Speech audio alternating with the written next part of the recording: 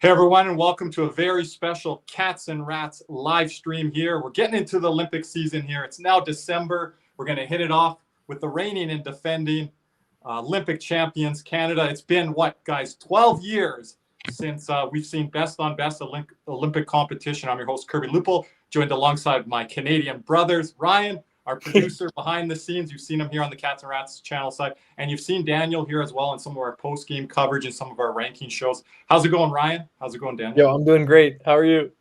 Good. We're ready here. Everyone's like, oh, you guys are getting ready for Olympic coverage already? Like, Daniel, I've turned on TSN here today. Like, around the clock here, they're talking about who should make the team. I see Peter DeBoer on TV. Doug Armstrong's been on TV like 3-4 times in the last couple of weeks. You know, we take this thing really seriously, right, Daniel? Yeah, of course. You know, whenever Canada has a chance to play best on best in hockey, the gold medal is always up at stake, and Canada's gunning for the three-peat. So no better time to rally around our boys and our nation. Yeah, so perfectly stated. We're going to start like in a couple different segments here. We're going to get to roster discussion, projections. Anyone that's coming into the chat, make sure to leave a question for myself and the gentleman. We'll get it to you guys when we can go through here. But we got some things to get to and discuss first here. The next wave of Canadian players, Ryan, you got something to share here you're mentioning? I can put it up on the screen. When we talk Matthew Schaefer.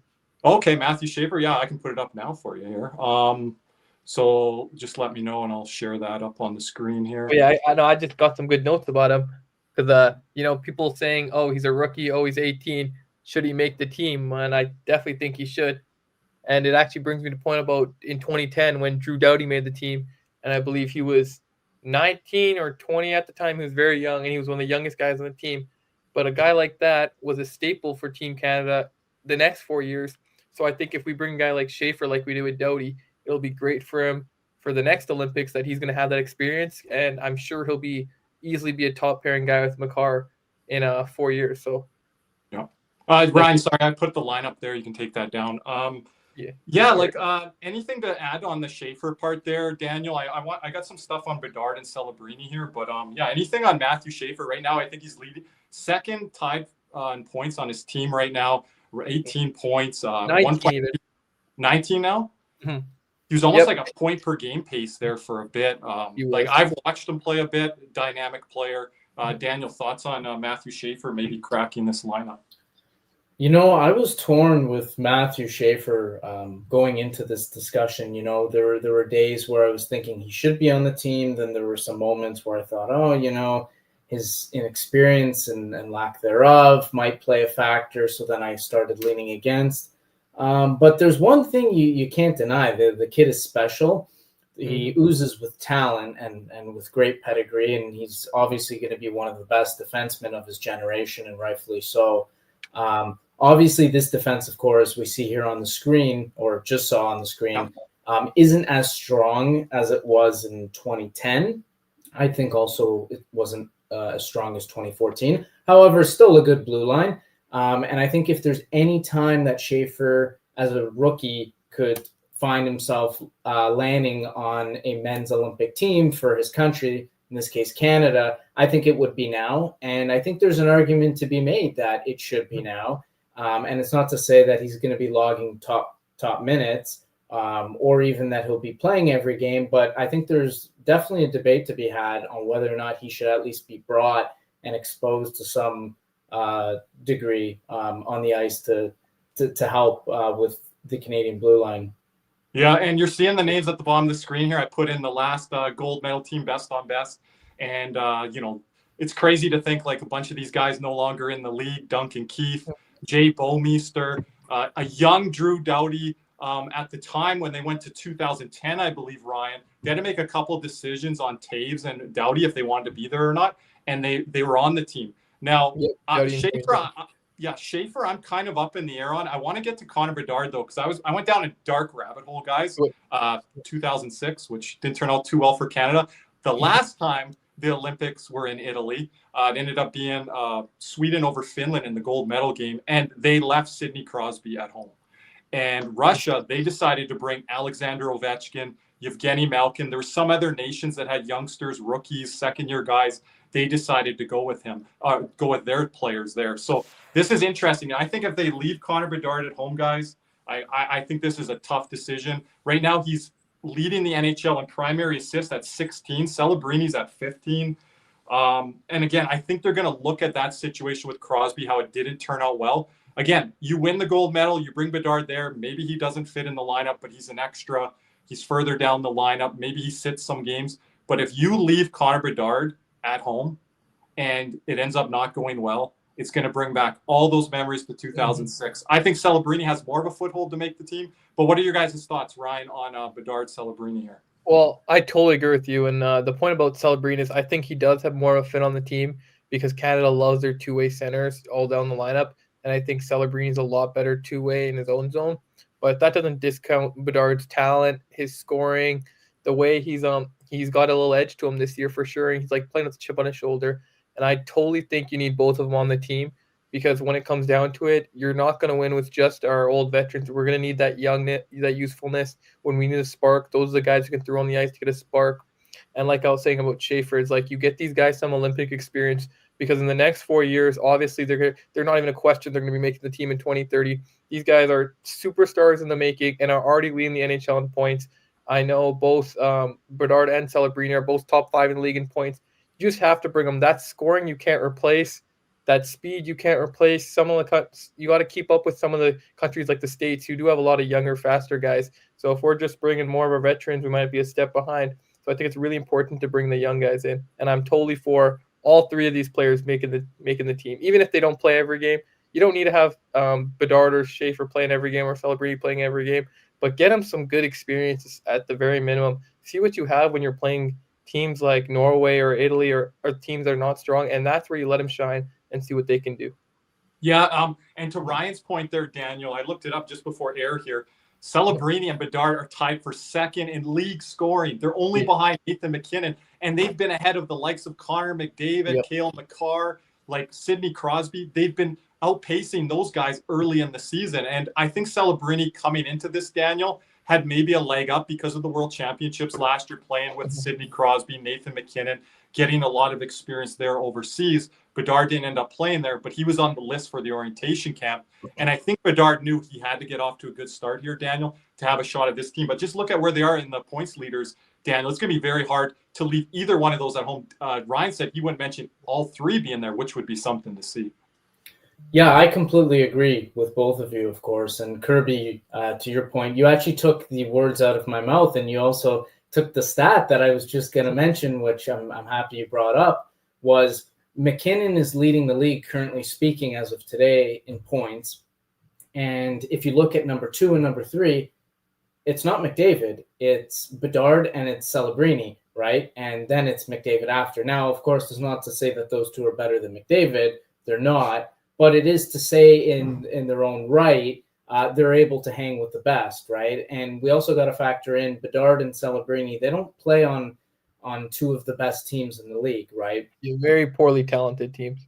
They're very poorly talented teams, right? Exactly what Ryan said. And that's why they were both drafted first overall, respectively, in their own respective draft classes. So, yeah, I think both of them need to be brought on the roster. As Ryan also mentioned, it doesn't mean that they have to play every game, but against opponents as, let's say, France, who they'll be playing in the 3rd group stage game, I think that bodes well for a good opportunity for younger, less experienced players such as Bedard, Celebrini, and even Schaefer to get their feet wet and to sort of test the waters and not have the big expectations that they need to produce against a juggernaut, say the States, America, or even Sweden or even Finland, right? And it allows them to kind of grow into the Olympic national hockey because it is played differently than the NHL, as we know, right? There's a lot of different formalities at play. Yep. So I think both of them need to be. Sam Bennett's antics don't fly in international Yeah, hockey. Exactly. That would get called every instance. So I think for a number of reasons, they both need to be brought. Doesn't mean they're going to be every day or every game players, but considering how they're producing for their respective clubs, yeah, I think they need to be brought. For sure, Bedard and Celebrini. I think Canada really needs to rely on its talent, and they need to play to their strengths. They shouldn't play to other teams' strengths because we're the team to beat. No one else is. Canada's the team to beat. Yeah, and you guys mentioned this. I have one more thing to mention to you guys on this before we move ahead, and we're going to pull up the projected roster. Craig Button and Mike Johnson. Again, they put this together, guys, about 2-3 weeks ago, but I think it's one of the best lineups out there that we can kind of conjure up, talk about, and kind of give our thoughts and our takes. And by the way, everyone in the chat here, reaching good numbers here right now. If you guys have any questions for us, just drop in the comment section. Myself, Daniel, and Ryan will get to those questions when we can. To wrap this up, gentlemen, what's the percentage chance odds you're giving it right now? This is December 1st. Lineups are going to probably be named at the end of the month here. So again, it's going to get here very quickly. What are your percentage odds? Two-part question. Percentage, and use it 0 to 100. Bedard and Celebrini both make the team. And then the second part of the question, Bedard, Celebrini, and Schaefer make the team. Ryan, go ahead. Well, I think for Bedard and Celebrini, I would give it around 55-60% chance for both to make the team. I'm almost certain at least one of them does, but to take both, just around that 55% mark, and then you throw in Schaefer, and that's got to drop like crazy because I think Schaefer on his own only has maybe a 30% chance of making the team, maybe 25. So I'd probably go with maybe a 15-20% chance all three make the team. But like I said, I'd love to see it, and they're just, especially Schaefer, just a smart player that I don't think people realize how smart of a two-way guy he is at his age. So I'd love to see it, but yeah. Yep. And then Daniel, your thoughts there with Ryan and your feelings? Yeah, so considering that you grouped both Bedard and Celebrini for the first part, I'm going to have to give it a 50% chance because considering their age and lack of experience, I'm not sure that both are going to be brought because I do know that a lot of team officials do lean on the experience part, for better, for worse. I'm not saying it's the correct option, but I'm just saying that's what we've seen in the past, especially with Team Canada. So I'm going to give it a 50% for both Bedard and Celebrini to both make the team. To the second part of the question, I'm going to give it like 20%, maybe 25%, roughly in that ballpark for all three to make it, including Matthew Schaefer in this scenario. I think it's pretty rare that all three are going to make it. I'm expecting at least one of them to be left at home. In all honesty, I wouldn't be surprised if two out of the three are left at home, and I could definitely see a scenario where they only bring Bedard and they leave Celebrini and Schaefer at home to watch the games. Yeah, I'm lock in step with you guys on the second part of that question with Matthew Schaefer involved with both youngsters, Celebrini and Bedard. I would be around 15%, 20 might even be pushing it. I'm going to be a little higher on both Bedard and Celebrini being there. And again, I'm the guy that's always talked up Bedard, and I think he's the guy that they have to make that decision on. And what he's doing right now, like leading the NHL in primary assists and points. Also, the team is going really well too in Chicago. A lot better than people suspected. New head coach there, a lot of youngsters in the lineup. Bedard has added to his speed this year. His shot's a little bit more dangerous, and he's getting to those areas that I heard Gino Reddo on TSN questioning to some of the panel. Can he get to the grimy areas? Can he get to the dirty areas? Well, when you're playing Olympic-size ice, it's different over there. It's officiated differently. Bedard thrives in that style of game, and I think he's going to be able to get to those areas of the ice. So again, I'm going to put this at 65, trending to 70%. So I'm a little bit higher. I think the heat is on Canada management, on Doug Armstrong, if he even leaves one of these two at home at this point. I'm with you guys on Schaefer. We're going to get into the projection lineups here. Canada, like the U.S., I know the U.S., they're going to boast.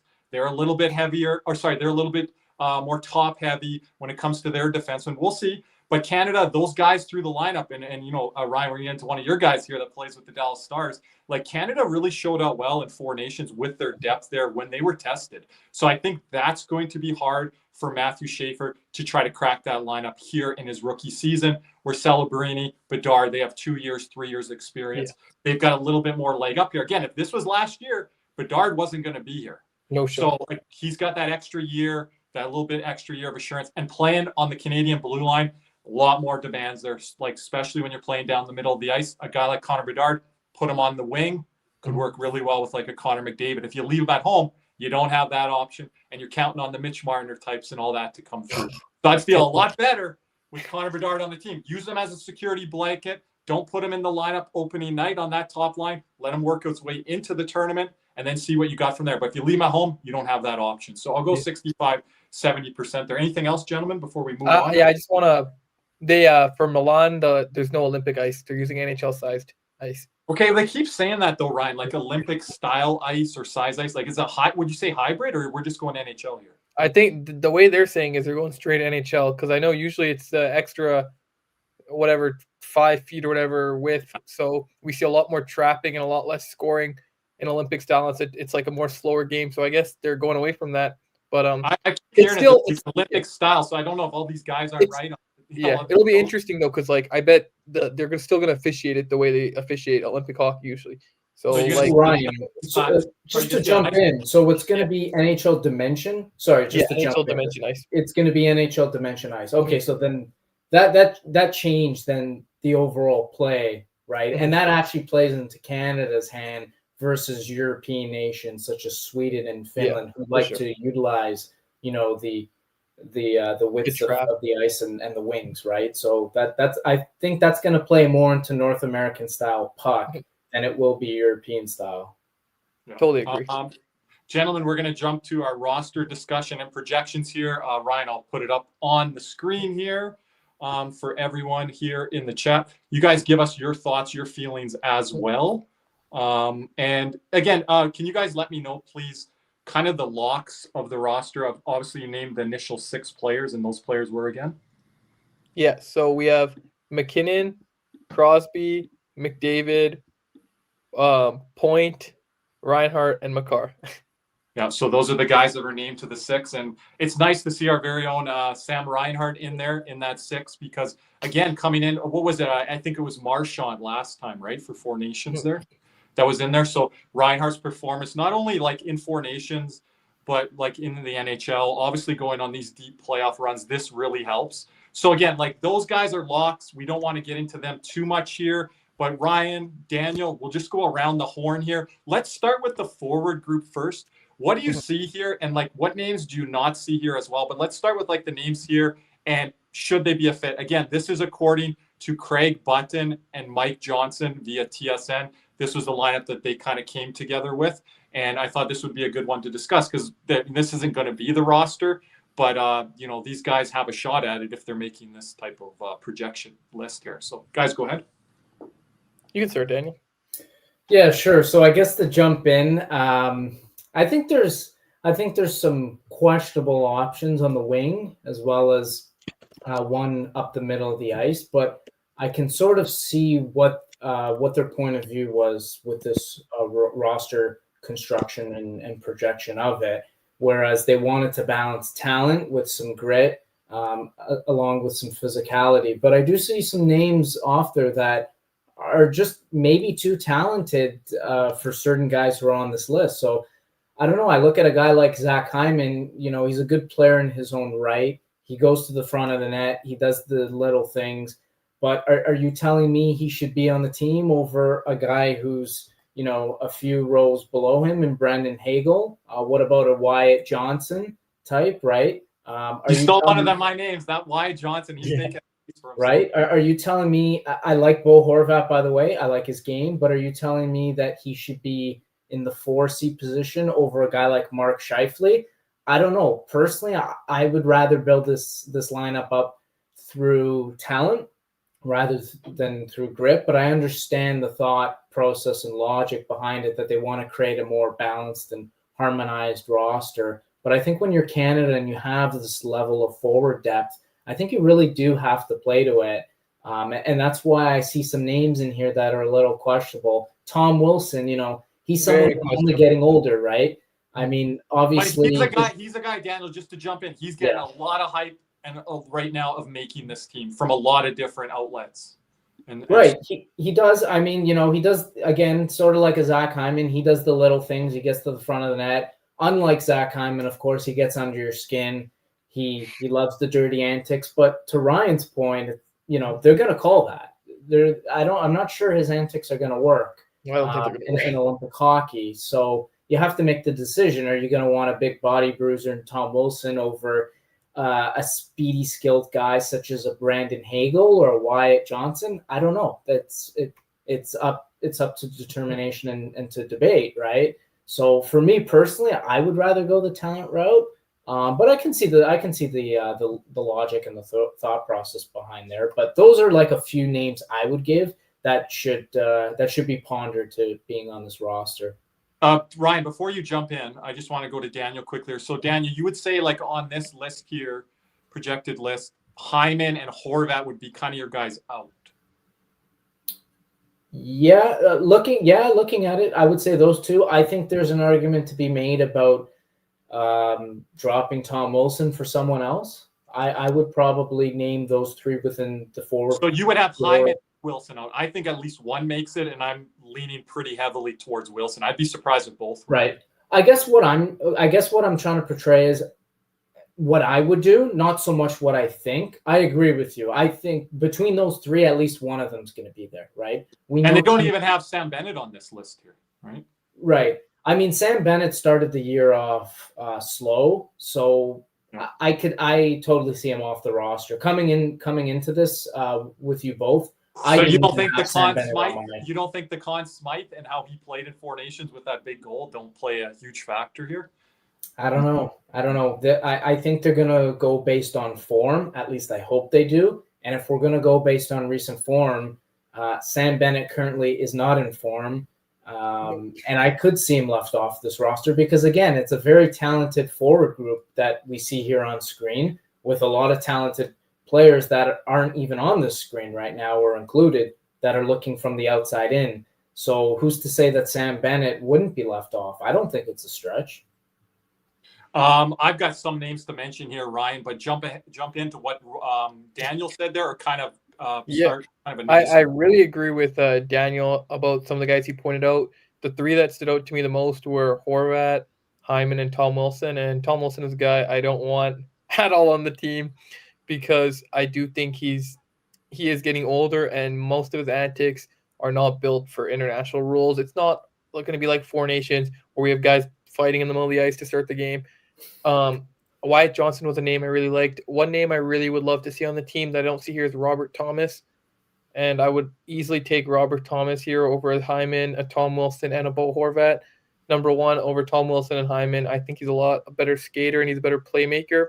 And we have a lot of talent, so I feel like he's one of those guys who can get the puck to them. I also like his ability to play center, which we usually like having more than just 4 or 5 guys down the ice. We love having centers down there. So I would, if I could replace Tom Wilson and Hyman, I would easily do it with Robert Thomas and then Bedard or even Wyatt Johnston was another name Daniel said that I really like too. He's so young and I know he had a rough postseason last year, but he's shown multiple times he's one of those guys that he's a stud. So I would love to do that. So, but for the most part, I definitely agree with you, Daniel, on those forward core. And then I just want to touch on Tom Wilson. I'm fine personally with him not being there. I'm just feeling with the roster projection, and when we name our lineups on our Cats and Rats podcast here in a couple weeks, we're going to do the USA and Canadian lineups. I think I'm going to put Tom Wilson on because I'm thinking along the same wavelength. And last year we did it really early with the Zach Hyman hype. He didn't end up getting on with the Four Nations there. He got off to that slow start too. And they left him off, but then they brought a guy like Sam Bennett, that play that heavy type of style that they could implement into the lineup. So again, I fine with Tom Wilson being left off, but I think he's going to be there. I don't think Zach Hyman's going to be there. There's 2 names that we haven't mentioned yet, gentlemen. And I think one's going to be there because of the head coach and another's going to be there because he's got off to an exceptional start. So I do like the Wyatt Johnson, but I think before Wyatt Johnson is going to be right or wrong, Anthony Cirelli. Yep. And the guy that I think is going to be there because he's making a better case for himself than Sam Bennett and some other guys is Seth Jarvis. Like, I think he's almost good name. The way that Bedard's playing and the way that Seth Jarvis is playing, how can you leave those two at home? So Bedard and Jarvis have really moved up my list. And again, Jarvis was there last year in Four Nations, guys. I guess just to jump in, if you don't mind, I think there's an argument to be made that Seth Jarvis should be there over a Zach Hyman. Mm-hmm. For sure. I really do. And I didn't, to your point, Kirby, about Connor Bedard, because I know you just briefly mentioned him. I didn't mention him in my 3 just because we spoke about him earlier. And for me, he should be there. Obviously, he's not there presently on the screen as we look at the graphic. But I think he should be there. And I think they need to move one of the three guys that both myself and Ryan mentioned to make sure that Bedard can slot in and find a spot on this team, because we see Celebrini right there as left winger 3, but we don't see Bedard, and I think there's a stronger case for Bedard to be there over Celebrini. I personally want them both to be there, but I have a hunch that both of them will not be there for various reasons, and some that we already mentioned. Yeah. So you're leaning Bedard, just to jump in. I know we already talked about that, but him? To get in next, yeah, I would, yeah. I mean, yeah. Out of all the guys who are looking outside in, Kirby, yeah, I would put Bedard, who needs to be in there next. Meaning, out of one of the three that I previously mentioned, you got to drop one to slot Bedard in there, and I think that's what needs to happen, because I think you need to bring him. I know he's young, but I don't think he's necessarily too young per se to bring in the Olympics, and he's going to have a lot of experienced players to lean on too, if that's management's worry. Crosby, McKinnon, Reinhart, obviously McDavid, right? Marchand, who's a seasoned vet, right? And the list goes on and on. So I don't think experience should be a worry with Bedard. I think he needs to be there. Yeah, I think you can find guys on this list to drop, and you mentioned them off the top, Daniel. It's Hyman and Horvat. I think Mark Scheifele, that can go either way. He's got squeezed out in the past. I know we haven't got into Nick Suzuki yet. I want to talk about him here in a second, but we do have a question from Anthony here. And I know, thank you, Ryan, for chatting in the chat there, because me and Daniel haven't been able to. But do you see a young guy, even though he's not in the NHL? You mentioned like a Gavin McKenna.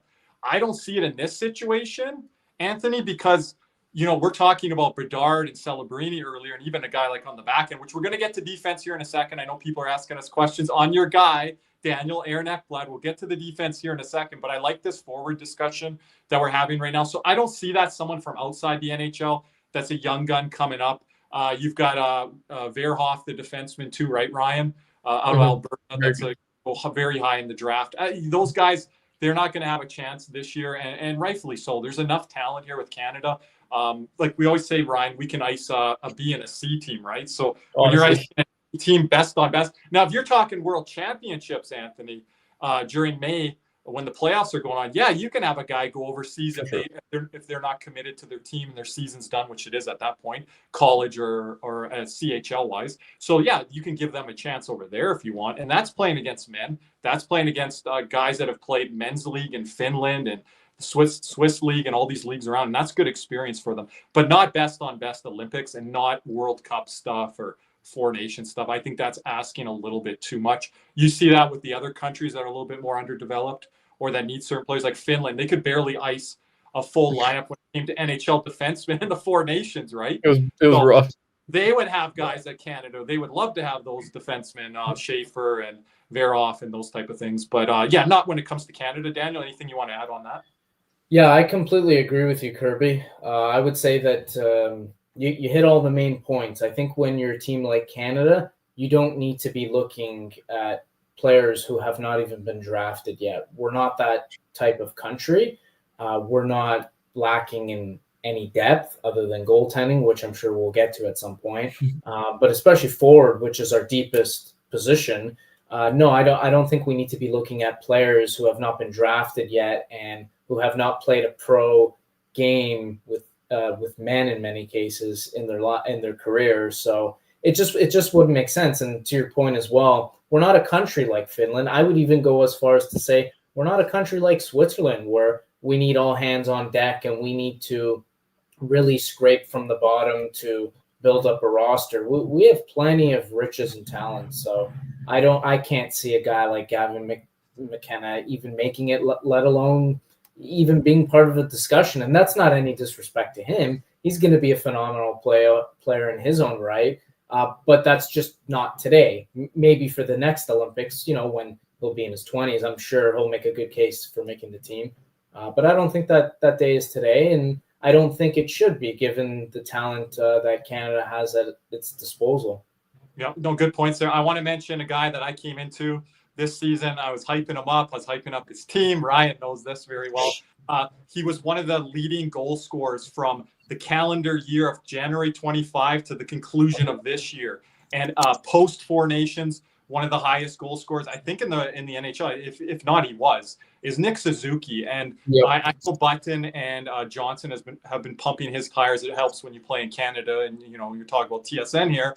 But Nick Suzuki deserves to be on this team, and I would put just below that Mark Scheifele. So again, like, Suzuki can play anywhere up and down your lineup. Like you mentioned, Daniel, Canada, and you've talked about this too, Ryan, how much they stress the center position and how vital that is. You see all the cup winners be centermen that are Canadian around the league.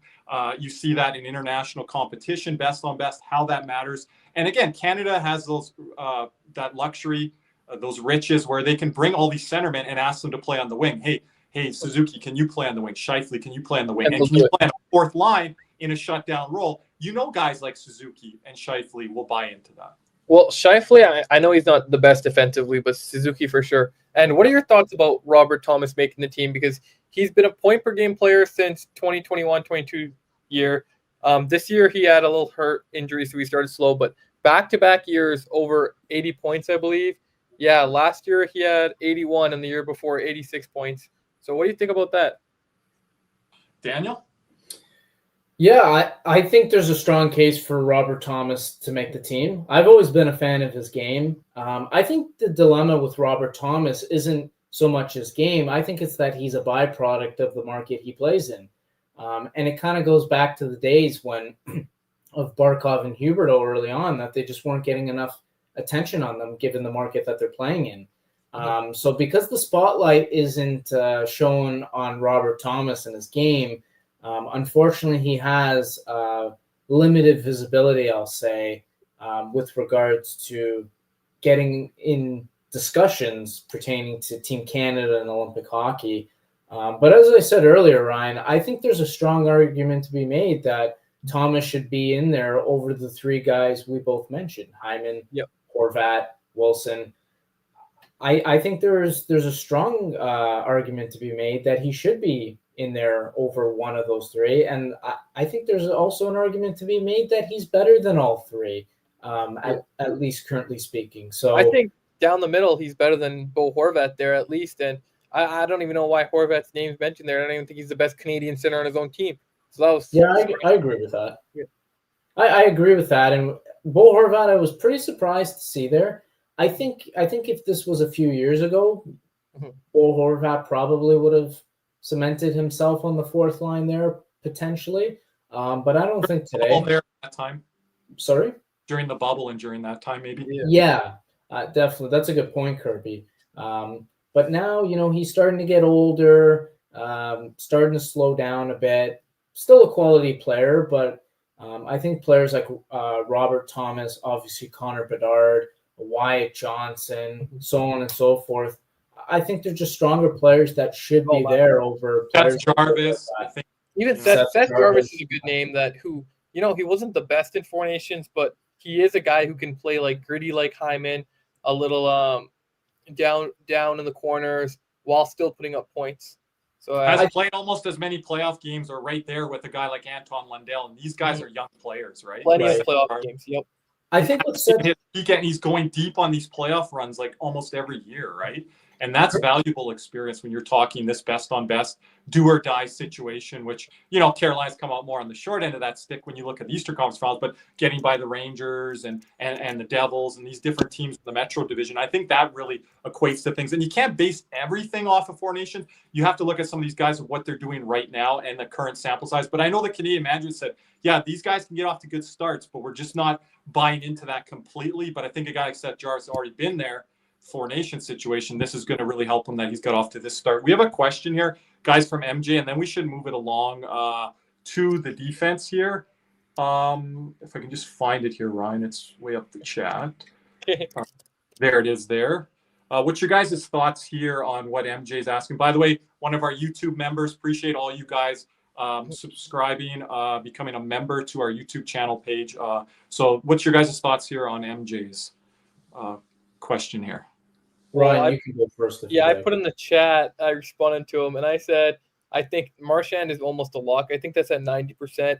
I think he was great in Four Nations, and then just he started the season. He's been carrying our team on the back as we all see him. So I think that's a lock. I don't think that's not at least 90. And Bennett, on the other hand, I think he went from almost as close you get to a lock to maybe around that 30% mark this year. Because even if we're looking at the team here and Bennett could maybe take one or two guys' place away, and that's not even accounting for Bedard, Johnston, Jarvis, Thomas, all those guys who most of them are probably better than Sam Bennett at this stage. So I think maybe 30% because of that Conn Smythe in that playoff run. But if it was just based on what they're seeing this year, I don't think it's anywhere close to consideration. Daniel? Yeah, I think with Bennett, I think Ryan being a little too generous there, but I do see your point. I would probably lean 15% for Bennett making this team. I don't think he's shown enough this year, and I think with Olympic hockey, current play plays a very important role in deciding who makes the roster and who doesn't. And if Bennett was playing as he was in the playoffs and translated it to now, I think he'd be a lock on the team. Full stop, no debate to be had, but that's not the case. Marchand, I completely agree at 90%. I think he should be there, provides a great deal of experience. You see the points he's been putting up without Tkachuk and Barkov in the group. He's been really carrying the Panthers, trying to keep them in and around 500, hovering around until they get their guys back. You know, Marchand has experience at the international level too on Team Canada, and he has familiarity playing with guys like Crosby and McKinnon, and of course McDavid at these types of tournaments, as we saw with Four Nations. So, yeah, I think he should be there, and regardless of whether you put him up in the lineup or down, I think he can play all around. So he's just very versatile that way, and you know Marchand's going to give you 150% every shift in every game. So he's got to be there for me. Bennett, I don't see. And then Kirby, if I can just say one more thing before I turn to you. I know you mentioned Anthony Cirelli. He was a guy previously who was always a lock on Team Canada, but I don't see him as a lock this time around. I think there's just too much talent that supersedes him this time. And I think he's another guy who's on the outside looking in, especially with this game kind of plateauing a bit. And he also has some mileage on that body with recent injuries too piling on. Yeah, good point there by Daniel. The Cirelli thing, it's pause for concern right now. And I don't have to name my official lineup today, thankfully, because that will be a hard one. But I think with John Cooper able to bring him, he knows him. And you got the extra roster slots here at the Olympics. I think you have 2 or 3 extra forwards. So that just gives him another chance to squeeze in there. And that's potentially where Sam Bennett can squeeze out and not make this roster. I'm a little higher than you guys, and I don't want to be that guy, but playoffs, Mr. Conn Smythe, he's been in the public eye. He's been going against these coaches, management, and they've seen him, right? So again, and how he played last year, I think it does matter for Nation. Now, it's not been a good start at all. I'm totally with you guys there, but I have a hard time saying it's 10, 15%. I think it's closer to like 30. But again, the guys like, Seth Jarvis, Anthony Cirelli, these are the guys that could push Sam Bennett off of this roster. Brad Marchand, I'll just be simple with you guys, right to the point. He's going to be there the way that he's played. Sidney Crosby wants him there, so therefore he will be there. And the way that he has played this year has been one of the best Canadian forwards to start this season. So again, and he's the guy that did all the media for everyone last year. He took all the pressure off of those guys in the room. Connor McDavid doesn't love a microphone. Nathan McKinnon doesn't love a microphone. Sidney Crosby doesn't love a microphone. Brad Marchand is there to deal with the media, to deal with all the crap that the other players don't want to. You can put a letter on this guy's jersey, right? Like, he is so multi-purpose, and he'll go up and down. I think you should. I think he does deserve a letter. First line with Sid or second line with Sid, and the next day he might be on the fourth line. He's fine, right? Kirby, he should get a letter. Yeah, I would argue he would on this team because I think he needs to. I think he deserves the A at the very least. Easily. Go ahead. He's got to get at least an A for me. And Crosby's part of that leadership core team, which right. he is. And I don't expect Marchand to be captain, but I could see him as assistant. I don't know what. I think it's Makar, Marchand, and McDavid with the A's. Yeah, I agree with that. Okay. And David is going to keep the A right now. Is that right, Ryan? Is staying with Crosby? Is that confirmed? Crosby's keeping the C, I believe. Oh, you believe? And he should, in all honesty. Yeah, he should. Yeah, and I think McDavid's like, okay, you guys want to maybe hand it over to me, but it's like he's going to go back and say this is Crosby's last dance here with the Olympics, most likely. Yeah, let's let him run this through because of what he's done in the past. You know, the golden goal in 2010, 2014, not just the dominance in 2014 by Crosby, because that, which we're going to get into now, guys, from the back end. That's why I love that 2014 team so much. Yeah. But Crosby winning those back-to-back Stanley Cups there during that time frame in the NHL, that really solidified him as well. And then the World Cup of Hockey as well there back in, what was that, Ryan? 2017? Always get that mixed up. Yeah, when people were shocked to see Crosby play for them, because most guys, they just sit that out. So yeah, that was the best line: Crosby, Marchand, and Bergeron. The World. Sorry, I thought you meant World Championship. Yeah, the World Cup of Hockey 2017 was a huge thing. Yeah, that was insane with Team North America and those young guys who now are on Team Canada. But no, that team was insanely stacked. They were that, I believe it was Marchand, Crosby, and who was that guy on that team? Bergeron. Yeah. Bergeron, yeah. No, that was an unbelievable line, and that just carried that whole tournament. But gentlemen, let's get to. I love that discussion. They went a little longer, but that's fine. Let's get to the defense here. Cale Makar, what can be said? Me and Ryan always pumping tires, Mr. Generational. Like, don't put Quinn Hughes in his class, or get out of here with the Erik Karlsson crap and all. Like, just stop. Like, just stop. I don't want to hear it. Right? Cale Makar can literally win the MVP of this tournament from the back end. Now, the question is, guys, what are you feeling about these other pairings, these other names on here, names that might not be on here? Who wants to start? Ryan, go ahead. Okay, first of all, I want to say Jacob Chikrin, Florida, South Florida native, but represents Team Canada internationally because I believe his mom is Canadian and he's always played for us Canadian. So him, to me, you need him on the roster. He's better than Sanheim. He's better than Parayko.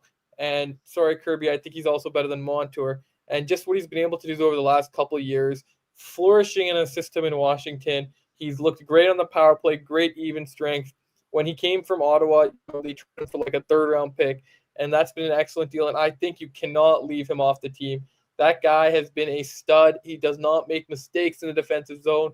He's a very, very good two-way defenseman, and he can play all situations. And that's a guy I would definitely have over Sanheim. I know Sanheim was on our Four Nations roster. That's a guy I really don't want to see on the team. I was not impressed. I've not been impressed with him this year. I was not impressed with him last year, and I don't understand why they keep showing him on the team. And then another guy I could potentially see there is, I'll say my second guy, is obviously we talked about Schaefer, but a guy like Mackenzie Weegar, who's been very solid defensively, and, you could just have him on the shutdown on the third pair. My one concern is he does make those bonehead Evan Bouchard-like mistakes, which would cost him. But having him on a third pair shelter could be great lockdown because he's been very good defensively over the last few years for sure. And Mackenzie Weegar, I don't know how much great season he's had, so I might push back a little bit there. But you can ask him play on the left side or the right side. And Ryan said, very good on both sides. Line up further, PK. Like, we need to find guys from the back end here that can play PK minutes. We see a lot of offensively gifted guys already on the screen here. You need to find guys, Daniel, that can play both ways, both ends of the rink, can give you some PK minutes and time, because those are going to be crucial minutes, Daniel. Yeah, I also I think you're saying he plays both sides, and that's great to have as like your seventh or eighth D, a guy who can just go on either side. Daniel? Yeah, I mean, Ryan took a couple names from me, and I'm glad he did, because Jacob Chikrin was the first one I was going to mention, especially given his offensive pedigree.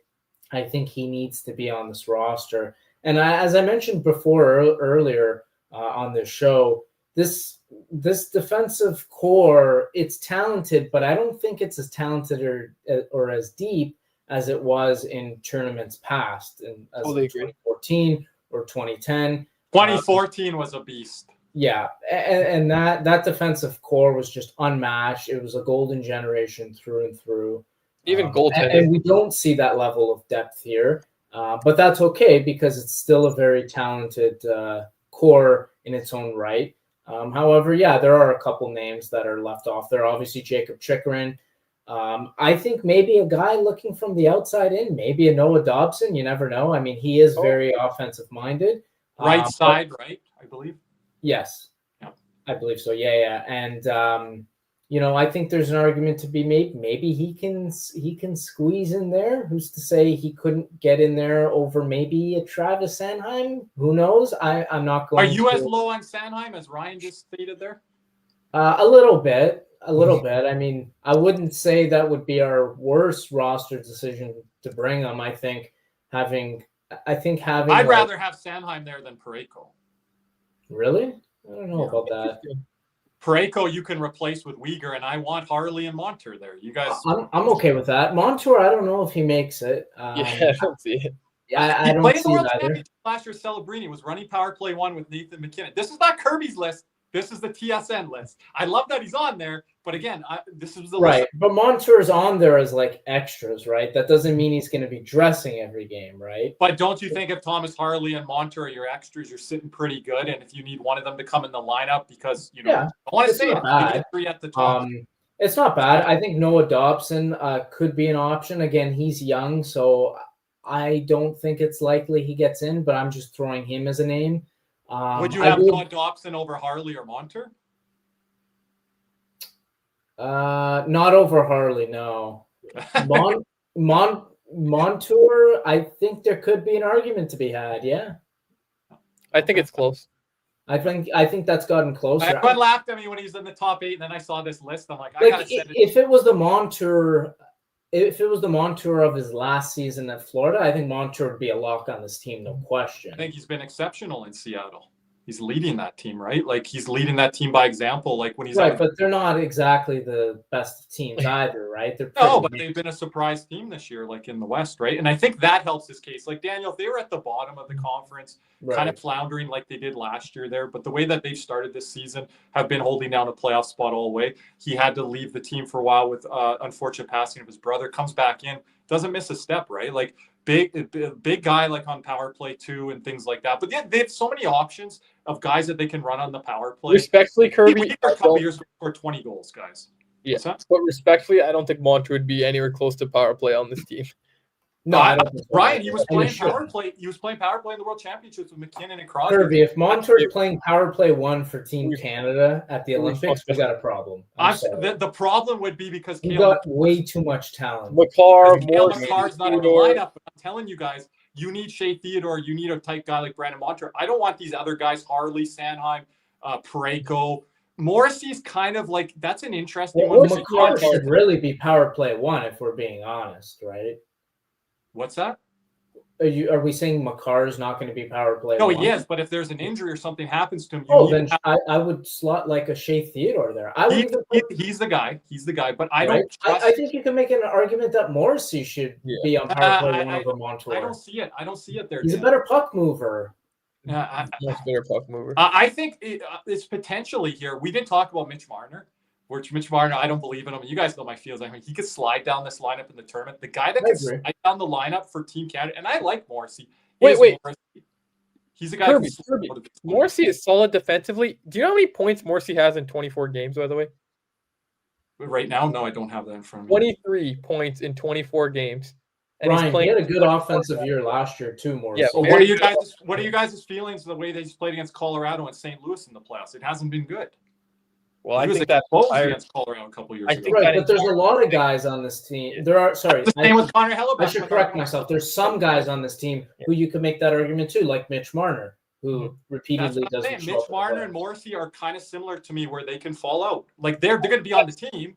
But the difference is Morrissey's not going to be the go-to guy on the blue line. We have a number of other guys in the ranks who can man the power play, such as McCarr and Shea Theodore, that we can turn to. And we could even bump up another guy over Morrissey. I think there's at least 3 options in this graphic who we could put power play 1 over Josh Morrissey. I personally don't worry over that personally. That's what I worry with Sanheim and Parayko. I worry because if Morrissey's not playing well, I can't see those guys bumping up. Harley, Montour, you can. Guys not on the list. You guys mentioned Chychrun, Uyghur. I don't know if they can step up that far in the lineup. Maybe Chychrun, but you need to have those guys there. And that's why I like Harley and Montour as 7-8 options, because if someone's not playing well or an injury hits, these are guys that can come up and play top pairing like minutes for you. Those other guys can't.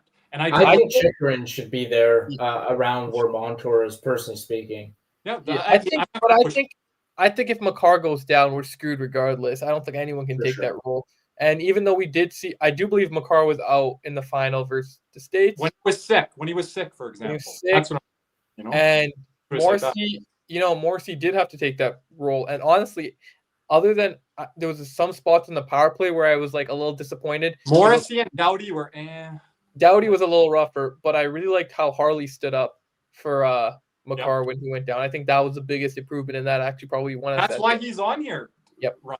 He stepped up, right? For sure. Big step up. Yeah. And I know you said he hasn't had a great year, but I think he deserves to be on a list of 8-9 easily defensemen, right? And again, that's a guy you're looking for, not even now, Ryan, but the next window.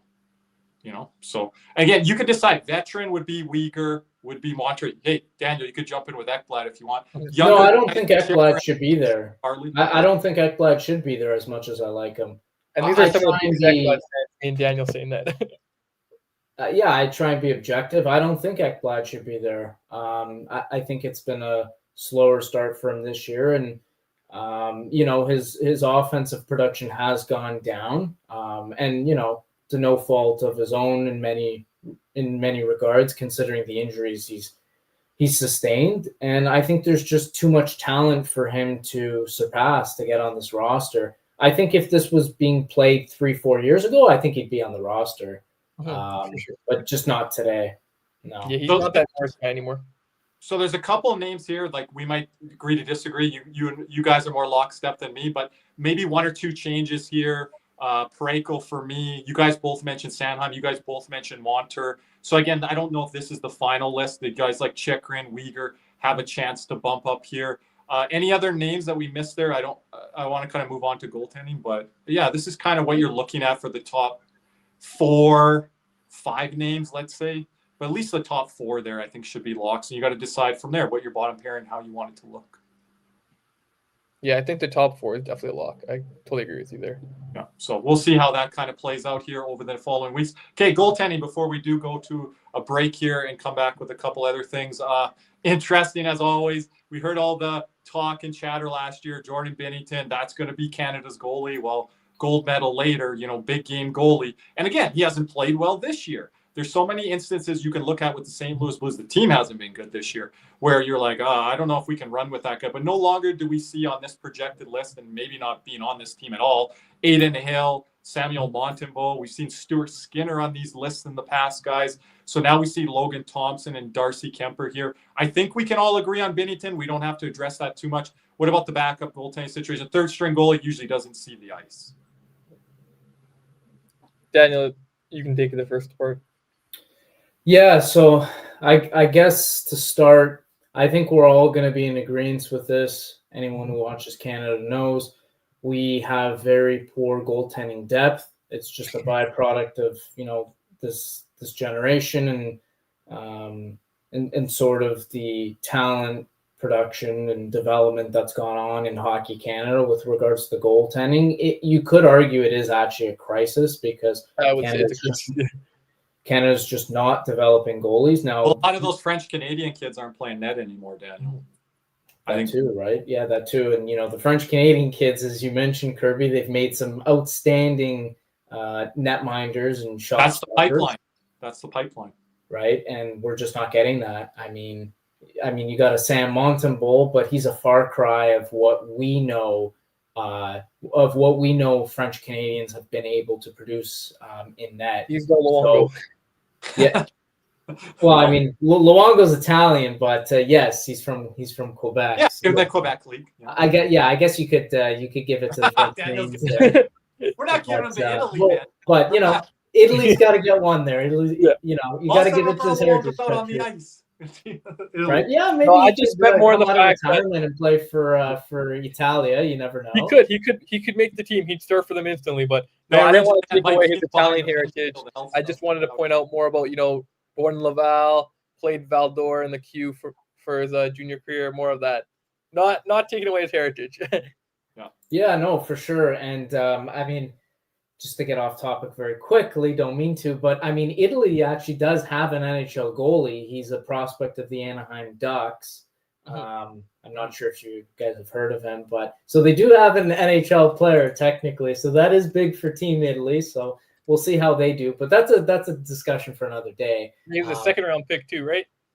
Yes, he was a pretty high pick, all things considered, especially for an Italian native. So credit where credit's due there. But to the goaltending, we're unfortunately very thin there. We don't have a lot of options to choose from. Gone are the days of Brodeur, Luongo, Fleury, Carey Price, Cujo. Right. Yep. So on and so forth, right? We can name names till the cows come home. But today we don't have that luxury.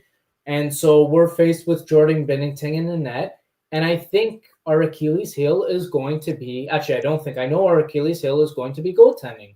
Which Jordan Binnington are we going to get? I think all we need is a passenger Jordan Binnington. I don't think we need him to win us games single-handedly. I don't think we need him to win us moments of games. Yes, to weather storms, weather certain situations and scenarios.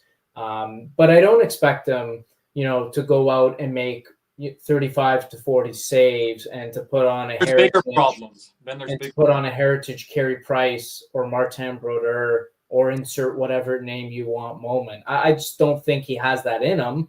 But I think if he can give us a game like he did against the States, I think it's doable. I think it's passable. And as long as if we have a passenger Binnington, I think we'll be all right.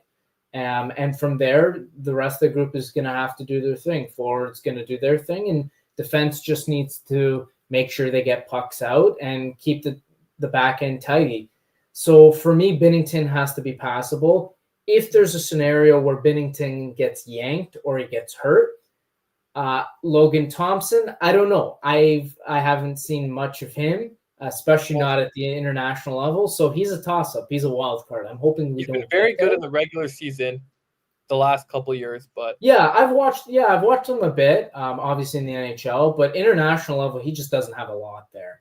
Right. So we don't want to get to that scenario where Binnington's being yanked or he's getting hurt, because then on the horizon is Darcy Kemper. Right. And as much as he's a decent goalie, I don't know if we really want him in a winner takes all game. Right. So Darcy I think we have experience from the Stanley Cup beating Tampa Bay Lightning. So I do like that. Yes, there's that. Just at the international level.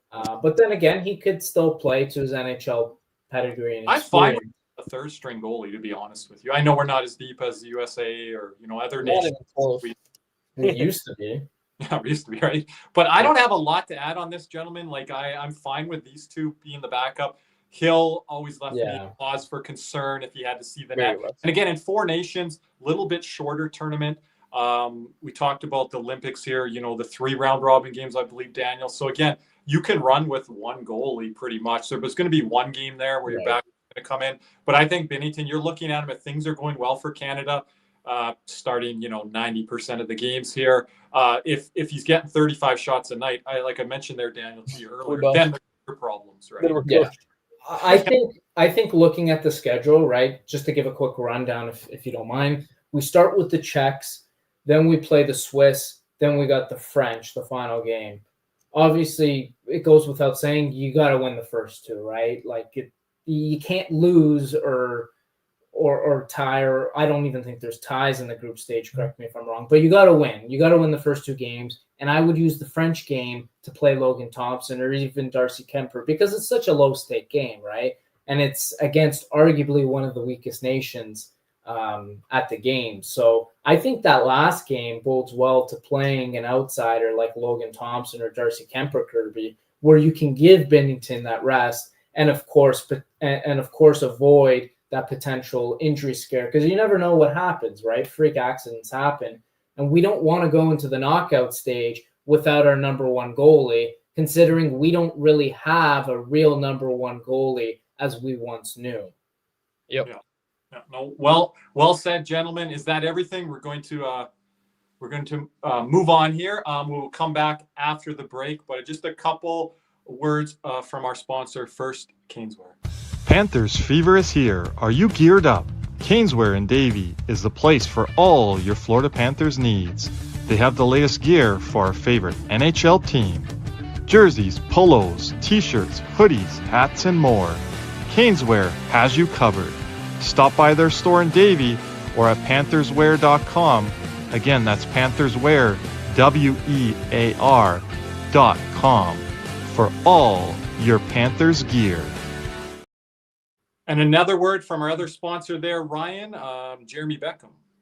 Yeah, champions don't settle, and neither should you. Let me introduce you, Jeremy Beckham at Beck Sells FLA, bringing a competitive edge to South Florida luxury real estate. If you want a home that performs in all three zones, location, lifestyle, and long-term value, Jeremy is your power play. The clock's ticking. Let's go for the cup. Reach out now at becksellsfla.com. Thank you so much there, Ryan. We can take down that lineup there. We'll kind of move forward here. We've got a couple other things to address. I know, Ryan, you have to share something. I'll give you a second here. Team Canada jerseys. And, you know, anytime our community can take shots at us, gentlemen, they will. And this is one of them. the Team Canada unveiling of the jerseys there, Ryan. Let me know when you have it ready there. I'll make sure you're just on mute there. I got it right. You got it on there? Okay, so we'll show all of our audience here. Wonderful Lindsay Hamilton showing off the threads here. So the red, the white, and then, you know, which has been controversial to people, like how much black, you know, should be used in the uniforms. Funny enough there with the arm patches that we've talked about with the Florida Panthers Winter Classics, it does, I think, yeah, that one kind of wraps all the way around, so a little bit different. But what are our thoughts here? Daniel, I said you can share other jerseys from the past if you want. This is a big talking point for a lot of people. I don't have a lot to say. I'm with it where maybe we've had better iterations of Team Canada jerseys from the past here. But yeah, Ryan, Daniel, whoever wants to start, and we can go from there. Okay, I'll start. I hate these. I think they're terrible. They have black ones too. That's not shown in that clip, but the black ones are just. It's like an off black shoulders, and the main jersey color is black with a black leaf.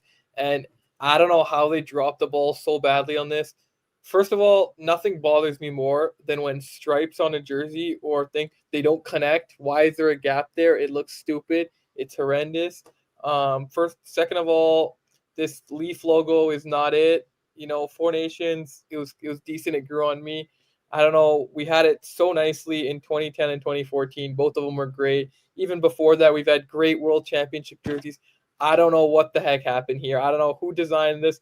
Like Antonio said in the comments, why is there leather on the jersey? It should be illegal. And it's like, you could not catch me wearing one of these. These are like awful. These are worse than the new Panthers jerseys logo that have been driving me crazy. This is worse than the Shield. I don't know what they're thinking with this. They need to hire someone new. This is brutal. The best part about this is our own Lindsay Hamilton there debuting it. The rest of the jersey, it's awful. But that's all. I don't know. Maybe I'm Ryan is completely out on it. I'm not against what Ryan's saying. I'm so out on it. But Ryan's a big fair big jersey guy, so Ryan ain't buying it. Daniel? Yeah, like I got a nice one here, like this one from I believe 06. Nice. They one. actually came up with that logo. Retro. Love it. Even I got the Four Nations one right now with this logo. Yeah, I like it. Not bad. It has the Canada written. The other no, don't like this new one. I sound like an old head, but yeah. Daniel? Yeah, I completely agree with Ryan. I thought they did a poor job on the jerseys. I thought they were poorly done. However, I do think they were better than the Panthers Winter Classics that we just saw. I would put them over that. But then again, that's not a high bar to clear either. So, no, I'm not a fan of them at all. It's not something I would buy personally. I guess it's like my personal opinion on this, but I always enjoy the Canada jerseys that have the logo that we're all used to, with the player with the stick in front of the leaf, the regular logo. I would have liked to see them do something with that, something around like the 2006 Olympic jerseys or even the 2010 World Juniors. Those jerseys were like my favorite. So I would have liked to see them incorporate that logo more. I didn't think they did a good job on the Canadian logo, just with the leaf. it's too bland, it's too boring. They needed to spice it up, make it pop a little more. I agree with Ryan on the stripes part. It doesn't work. And it doesn't stand out for the right reasons, only for the wrong reasons, in my opinion. And I think really the only thing they might have done okay was the color. But then again, it's not hard to mess up the color considering Canada is always going to be red and white. So I think they messed up on more components than they did subpar on others. There wasn't anything, in my opinion, that they did well or good. So for me, they dropped the ball on this, and I would say it's slightly better than the Panthers Winter Classic jersey, which I'm not a fan of, and that's something Kirby and I spoke about earlier on a previous show. Yeah, I'll add in a little Canada touch here. I know you guys might not have this ready to share on the screen, but I did not like those gold mustard jerseys. I'd probably put that at the bottom. There's another iteration of a Canada jersey. I can't think offhand, but yeah, it's going to be in the bottom tier, the bottom 2 or 3, especially looking back at what Canada has done through the 70s, through the 80s there, what they did with the Canada Cup jerseys. They kind of had the half maple leaf flag and things kind of going, horizontal down. Those were pretty nice, and it had the white and red, and they didn't implement the black. The black came into play, I think, in '98 with the jersey Ryan just showed there in '98. That was maybe a little controversial at the time, but now they're saying too much black that's in with the red and the white now, and it just does. That's not Canada, right? It doesn't look good with the red and white scheme color fit. But yeah, they've had black implemented into their jersey since back to '98, and they've kind of always run with that. But yeah, this one really took it over the top, and a lot of pushback on these jerseys. So I can't argue that with you guys here. I'm not going to even play devil's advocate on these ones. We just hope for the best that it looks all right on the ice and not any worse, right? So actually, the one thing I do want to say is they didn't show it in the video because it was a blank game, but I do like the fonts. I do like the player number and names.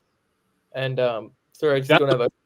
That's a big thing for broadcast, right? Not as much if you're buying the jersey, Ryan, but for the broadcast, that for sure that for the worse, right? Yeah, so that's what I'll give them. That they hit that. That's about it. So you guys giving it like a D here? Yeah, if a D, maybe only a D. It only gets saved by the what's it called? Maybe a D minus, but for sure D. Tough graders here. I like tough graders. You guys sometimes in our community think I'm a tough grader. So yeah, you got to be realistic, especially when it's once every 4 years, or in this case, since 2014. Like we've been waiting for this moment, and this is what they give us. Years. And the frustrating thing is with Roots Canada in the past, like making really good merchandise that you can wear, like rock the hoodies, the sweatshirts, the scarves, different things, and then you talk about the hockey jersey not hitting the mark, and you got all this other merchandise that might be nice, right? Or I haven't seen it yet, but that's the discouraging thing as well, because you want to wear the hockey jersey and rock that at the different Canadian bar house parties, different things like that. And if everyone's like, no, don't want to buy it, they've already missed the mark on that, right? So, but before we do wrap here, gentlemen, if we can move past the jerseys there, you guys like to troll us in the community a bit, and people are trolling me today. Like, why are you guys doing this Canada show, right? It's like, we're Canadian here. Like, we're going to talk Olympics like we did last year at the Four Nations, right? My hypothetical question is to you, gentlemen. What would the Tkachuks look like if they played on this Team Canada? They're looking across the room, and they've got guys like Jack Hughes cutting themselves out of action right now with God knows what happened there. Austin Matthews with this mystery back thing that he's been in Germany. Some of their defensemen banged up right now, haven't been playing good hockey. You got Connor Hellebuck in net there, supposed to be the better goalie, but he's all inside his head in big games. Like the Tkachuks, if they took after their mom's lineage, be playing on Team Canada here, the highest scoring player in American history is Brett Hull. He's part Canadian, right? Yep. So they made the decision to have Brett Hull in Team USA because once upon a time, Brett Hull got cut from Team Canada. He's like, okay, I'm not going to be there. I don't think we would have ever cut the Tkachuks. We'd be like, come on in, come play with us, right? So I think they have the dog in them and the DNA that a lot of these Canadian players have. What say you guys? I guess I'll jump in first. I think could they play on Team Canada? Sure. But I see the Tkachuks culturally as American. I think they're very patriotic with, their Americanism, and rightfully so. They were born there. They were raised there. And you know, they went through the national development program, you know, through the youth ranks, and as they grew older. Obviously, Matthew played a season in the OHL with the London Knights alongside Mitch Marner and also Max Domi. So he did have some extra, you know, Canadian hockey in there. But again, I see them as American through and through. You know, they're pops. The Walt, Keith Tkachuk, you know, he's an American legend in his own right. And I'm sure, and obviously his sons want to follow in his footsteps, considering they were born there and raised there. So I can't fault them for choosing the USA. But of course, you know, I think there's enough talent between both of them to play for Canada. But I also don't think we're hurting on talent either. So whether or not we have them or not, we're still going to do our thing. And I think we're still going to win, as we showed in Four Nations. And I personally think we don't need them to win, as good as they both are in their own right. So yeah, I'm not surprised they chose, you know, they've chose their birth. I'm having fun with it, Daniel. You're worried more on the pragmatic side. I get it. Right? Yeah, no, I know, but I can't see them wear the maple leaf on their chest. I just can't. But you get my question, the dog and the DNA in them. You look at Nate Dogg, you look at Crosby, you look at McDavid, like, don't they fit in better with those guys than like the Jack Hugheses of the world, right? Yeah, like, you could make that argument for sure. But I think right? Like, I think they got to be looking at those guys sometimes. We're pulling on the rope. What are you guys doing? And they played really well. Don't get me wrong, but it's that mentality, that DNA I'm talking about. Yeah, he's no Austin Matthews, man.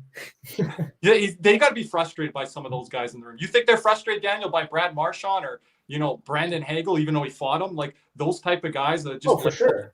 I think they would love a few of our personalities or players on their team, right? Yeah. I don't think they have enough of what you call the dog in them as we do. Just to jump in, Daniel, Matthew is not going to be used to as much with all the dogs he's had in Florida versus Brady. Brady, it might not be as much of a cultural shift, but I believe it to be the case with Matthew when he goes and plays international competition. Yeah, I agree with that because he's so used to the dogs we have in Florida. Yeah. Hey, guys, jump on my back. We're going to get in a battle here. And yeah, no, it's Olympic hockey. I get it. There might not be as many scrums, but there's going to be those moments and times, right? And yes, did USA match that in the round robin? Yeah. But one of the guys was his brother. Okay. Right. So let's be serious here, right? Yeah.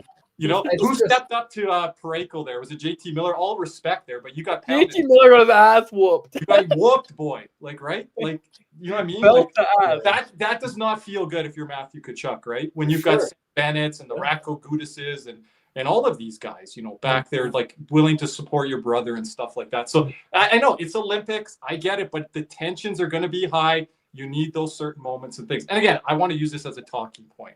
Yeah, for sure. No, I get it. I just, in a very hypothetical, imaginary world, I can't picture either the Tkachuks wearing the red and white and the maple leaf as much as I'd like them to wear it. Unfortunately, they're just American. But I find it very funny, Daniel. I know our media very well. I know people that produce content on the Panther side. They have to start cheering for Austin Matthews, and it's such a hard pull. Not just because he's a Toronto Maple Leaf, but because that lack of dog in him, that lack of clutch factor. Look in the overtime; he had a chance to win it 3-4 times. It's so difficult. Our girl Lex, Ryan, it kills her. Austin Matthews is on her side, right? Like, and again, so like it's very interesting to see that, right? I can't stand Crosby at times, but a lot of that was immaturity when he was younger. But I can respect him. Right? Brad Marchand wasn't my favorite player in the Boston Bruins, but you can respect what he's brings to the game. And you know, that was my least favorite player in the league. I can't even lie. It's about the ring, right? And Matthew Tkachuk's coming into the room with the ring. A lot of those guys aren't. Two of them.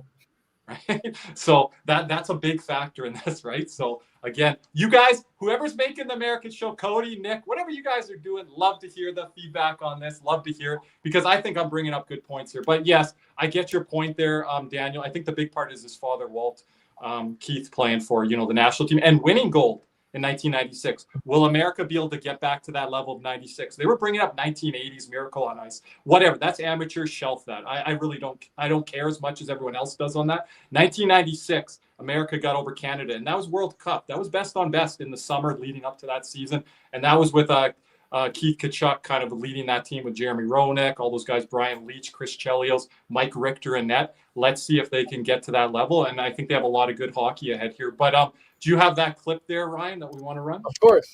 From Matthew Tkachuk and Brady Tkachuk's podcast there. We will get it right up here. And I thought this was interesting. You know, they said it, guys. It wasn't us. So Crosby, quick best memory with him. The All-Star game when me and you were down here in Florida, and across the stall was like Ovi, Crosby, Johnny Hockey, Kev Hayes. They're all like sitting across, and we just got to shoot the with them. And I remember after the skills competition, it was me, you, and Sid just shooting the shit about whatever we were. And all of a sudden, like, time goes by. It's like 10 minutes, 20 minutes, 30 minutes. And we knew that we had like all of our family waiting for us to go to dinner or go to the bar after. And we just looked at each other, both knowing that we should probably leave this conversation because they're waiting for us. Like, we're getting rings, like the phone's going off, texts are going off. And I remember that look that we both gave each other. It was like, we can't pass this moment up. There's no chance I was leaving that room. It's so funny hearing him say Kevin Hayes in a name with Crosby and those guys. Total polar bear in Arlington moment. But yeah, look at that. He's fanboying all over our Canadian legends. Yeah, so I wanted to show that clip there. Ryan, if we can take that down. We're kind of like wrap here, gentlemen. It's a little early for predictions and things like that. We don't even know what the roster is. But any feelings or sense that you guys have heading into this roster announcement, probably at the end of the month here, and anything you want to leave with our audience here today? Appreciate you guys being here. Ryan? Well, I'd like to say thank you all for tuning in. I know a lot of you are Panthers fans, or we got a Blackhawks fan in there. You're not even Canadian, but we really appreciate you that you guys spend enough time to care and listen to us and hear us talk, and, you know, maybe get some info on the enemy. But yeah, thank you guys. I'm excited more than anything to see an actual best on best. And it was my favorite memory as a kid was 100% 2010 watching Luongo in the golden goal and Sidney Crosby score that. So I'm just excited to see all the future kids who maybe can watch that and get inspired, and maybe they'll see our goaltending and these kids will want to play goalie again. But who knows? But thank you guys. Yeah, thank you, Ryan. Daniel, any last thoughts? Yeah, Kirby, thanks for having me on. Always a pleasure. Great to be here with you guys. I'm just excited, like the two of you. We finally get to see best on best again. It's been too long since we've last seen it. And I also want to mention that we finally get to see Crosby and McDavid on the same team in Olympic best on best, which is what everybody was talking about the last few years, especially during COVID, pondering, questioning whether it was going to happen, whether it wasn't. But now we know it's going to happen. And before Crosby hangs up the skates, we finally get to check that off a lot of our Canadian bucket list. So as a Canadian, like the two of you, I'm really glad I get to see that, witness that. And I'm very hopeful that we'll be able to three-peat and win our third consecutive gold medal at the Olympic Games. Yeah, well said there by Daniel. I want to add in there as well, the Nova Scotia brothers from different mothers, Nathan McKinnon and Sidney Crosby, getting to play together because, you know, McKinnon coming into the league just a little bit prior to Connor McDavid there. I know American team a little bit younger, some other nations a little bit younger, but this was a little bit of a lost generation for these Canadian forwards that haven't got to play this best on best scenario. The last time, you know, that they did, or the first chance of it, was that World Cup of Hockey on a Team North America setup. So again, not having these last two Winter Olympics, we've been robbed of like the Crosby McDavid magic, the McDavid McKinnon magic. You've got Cale Makar that's, you know, very established in the league now. So you guys to see these best of best players at the Canadian and national level get to step up and show their worth here, you know, on the Olympic stage. And that's, we can't ask for any more than that. Before we do go, gentlemen, I just want to give a shout out. We're going to be here tomorrow night for a post-game show against the Toronto Maple Leafs. So join us over on the YouTube channel side.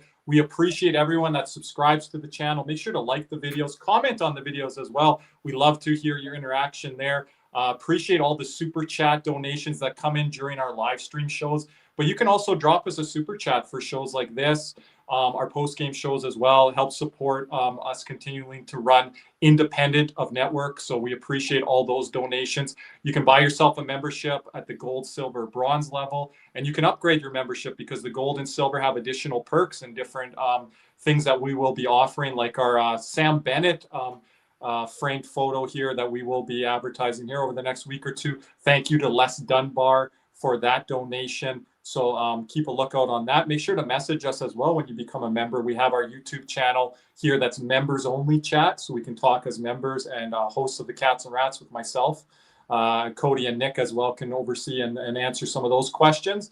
And you can gift memberships to the community as well and access, as I mentioned, to great perks there.